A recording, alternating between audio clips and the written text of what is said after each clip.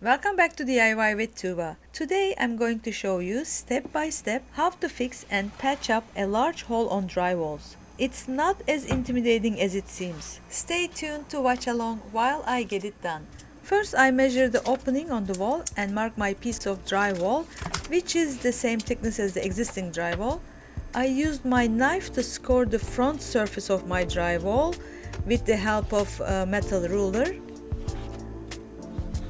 And from the back of it, with a couple of knee kick, I was able to split it.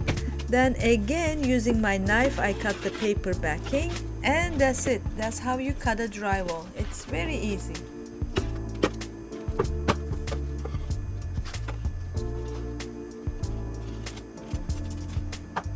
But before I close up the wall, I put these water-resistant styrofoam insulations where I removed the old fiber insulations that got soaked with flood water. That's the reason why I cut this large area, to see what was going on behind the walls after we got flooded.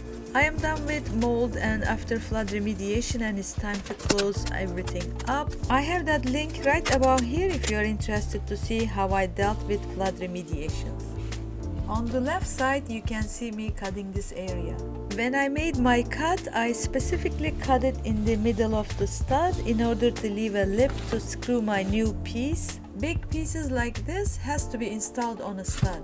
Because I'm holding a big piece of a drywall with one hand and trying to screw it to the stud with the other, I messed it up the first time. I end up with a large gap, but the second time was a success. No need to worry about thin gaps, they get covered with spackle easily. Please don't forget to hit the like button to support my channel. These are 1.25" drywall screws. Once I secured all the corners and the middle, I taped the seams with mesh drywall joint tape. They are self-adhesive and you can easily cut them with a utility knife or scissors. Try not to overlap them as it would create unnecessary thickness on the wall. Cut the extra. This corner was loose, so I added another screw. For the spackle, you can either use powder form on the left, or you can use a ready mix like I did, which is easier. I have this leftover can. I wanted to finish that up first.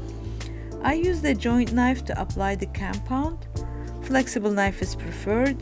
When you're applying, push the material into the cavities and gaps so when it dries, it will act like an anchor.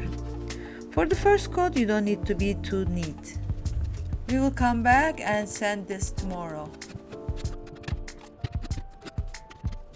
Make sure to cut the tape sticking out. You don't want to pull it accidentally and mess up all that hard work you put in. I apply enough compound that tape wasn't visible anymore. The next day I came back to sand it down. I had two sponge sanders. One was wet, the other one was dry. Dry creates a lot of dust. I didn't want too much dust as I still had furniture in the room. So I continue sanding with the wet sponge. This is the first coat, no need to go crazy with the sanding, just getting rid of the high points. For the second coat, I bought a dust control type of a compound. With the wet sponge, I didn't create any dust, but I thought why not? So there is such a thing as dust control compound. I applied a generous amount along the tape line. Try to spread it evenly and as smoothly possible, just to minimize the sanding process. I went back and forth many times. As I am not doing this all the time, this takes practice and you get better at it. But as you see, more you go back and forth and play with it, the more you mess it up. But no worries, it won't dry quickly, you will have time to fix it. If you have noticed, I haven't put any material in the middle yet. I will take care of that part with the skim coat. Once I was done, I went over the whole thing with this taping knife. Clean taping knife, at least the edges has to be clean so you don't scratch your material.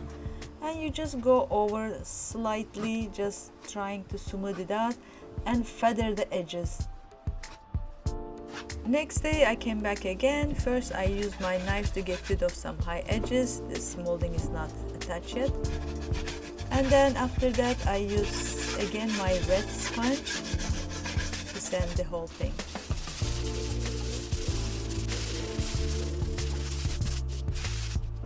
Once I was done with sanding, I was ready for the skim coat. Skim coat is the same material but with more water in it. You add little water and make it smoother but not too runny, like this. This is the consistency you want. This molding is waiting for its turn. After I'm done with the wall, it's time for moldings. So I'm going to use this taping knife again, nice and clean edge, and I'm just going to apply it with that.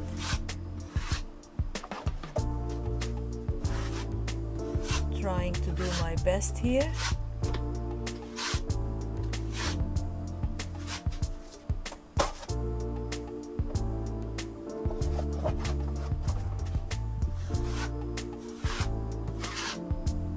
So with skim coat, you're gonna have to cover the whole surface, a thin layer of the compound.